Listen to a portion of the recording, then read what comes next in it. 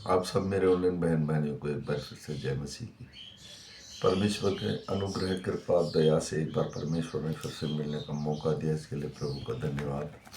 आइए एक छोटी सी प्रार्थना करें ताकि हम पवित्र आत्मा पाकर सब लोग परमेश्वर के वचन को ग्रहण कर सकें। धन्यवाद मेरे जीवित परमेश्वर, हे शांति के राजा, हे करुणा में धर्मी परमेश्वर, तेरा धन्यवाद प्रभु यीशु। तेरे उस पवित्र नाम को धन्यवाद करते हैं जो स्वर्ग से दिया गया नाम।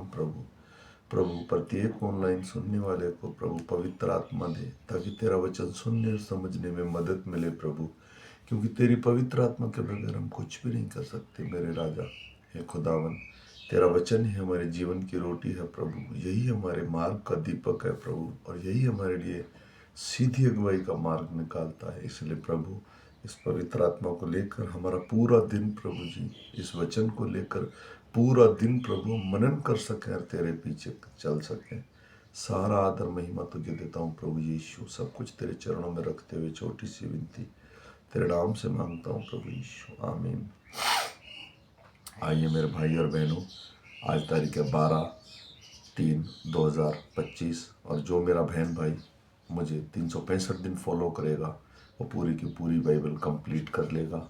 और आज हम सुबह का वचन पढ़ेंगे मरकुस की पुस्तक में से उसका 13 अध्याय का 1 से लेके 20 वचन तक। इसके पढ़े और सुने जाने पर प्रभु की आशीष हो।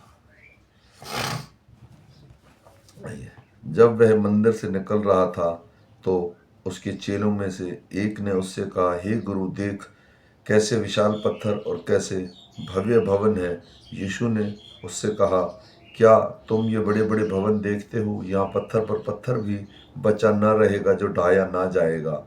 जब वह जैतून के पहाड़ पर मंदिर के सामने बैठा था तो पतरस और याकूब और यूहन्ना और अंद्रियास ने अलग जाकर उससे पूछा, हमें बता, ये बातें कब होंगी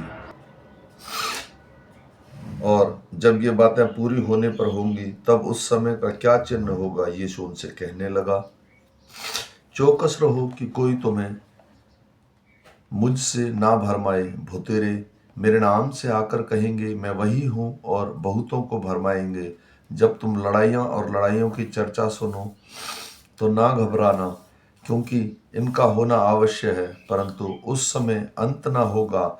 क्योंकि जाति पर जाति और राज्य पर राज्य चढ़ाई करेगा। हर कहीं धूम भूकंप होंगे और अकाल पड़ेंगे। यह तो पीड़ाओं का आरंभ ही होगा। परंतु तुम अपने विषय में चौकस रहो, क्योंकि लोग तुम्हें महासभाओं में सौंपेंगे और तुम पंचायतों में पीटे जाओगे और मेरे कारण हाकिम और राजाओं के आगे खड़े किए जाओगे, ताकि उनके लिए गवाही हो।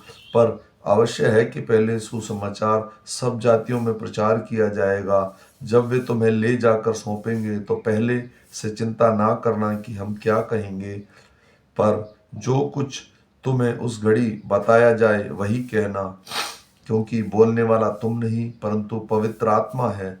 भाई को भाई और पिता को पुत्र घात के लिए सौंपेंगे, और बच्चे माता पिता के विरोध में उठकर मरवा डालेंगे। और मेरे नाम के कारण सब लोग तुमसे बैर रखेंगे, पर जो अंत तक धीरज धरे रहेगा उसी का उद्धार होगा। अंत जब तुम उस उड़ने वाली घृणित वस्तु को जो उचित नहीं यहाँ खड़े देखो, पढ़ने वाले समझ लें। तब जो यहूदा में हो वे पहाड़ पर भाग जाएं, और जो छत पर हो वह अपने घर में कुछ लेने को नीचे ना उतरें और ना भीतर जाएं। और जो खेत में है वह अपना कपड़ा लेने के लिए पीछे ना लौटे। उन दिनों में जो गर्भवती और दूध पिलाती होगी उनके लिए हाय हाय।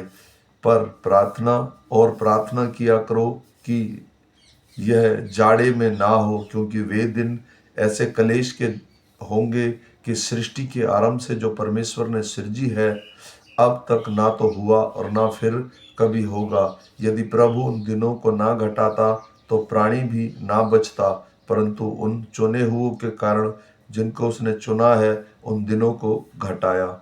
आमीन। मेरे भाई और बहनों, परमेश्वर ने आज संकट का कलेश के विषय में बताया। जब दिन अंतिम दिन चल रहे हैं, जगह जगह भूकंप, लड़ाइयों की चर्चा। परमेश्वर ने कहा वे भयानक दिन आने वाले हैं। अन्य जातियों के लिए तो जैसे नूह का समय था, वो लोग खाएंगे पिएंगे शादियां करेंगे ऐश करेंगे। और मसीह लोगों को भी शैतान इसलिए भटकाता है कि मसीह तो आएगा लेकिन उसके आने में बहुत समय है। लेकिन मेरे भाई और बहनों, उसके आने में कोई समय नहीं है, क्योंकि हम शैतान की बात को मानेंगे या परमेश्वर की बात को। परमेश्वर ने कहा मैं चोर के समान आऊँगा और मैं उस वक्त आऊँगा, प्रभु यीशु ने कहा, जिस वक्त तुम सोचते भी ना होगे। शैतान हमें हमेशा भरवाएगा। आप मसीह, आप चर्च जाइए, बाइबल पढ़िए, सब प्रार्थना कीजिए, लेकिन प्रभु यीशु के आने में बहुत समय है। लेकिन प्रभु यीशु के आने में समय नहीं है। इसलिए हम अपने काम काजों को देख कर संभालें, अपने चाल चलन को। मैं विश्वास करता हूँ जितने मेरे बहन भाई इस वचन को सुने, एक दूसरे को शेयर कीजिए, ताकि ये वचन प्रत्येक हृदय में बोया जा सके। मैं आशा करता हूँ कि हम फिर मिलेंगे शाम को पुराने नियम के साथ। तब तक सारे मेरे ऑनलाइन बहन भाइयों को एक बार फिर से जय मसीह की।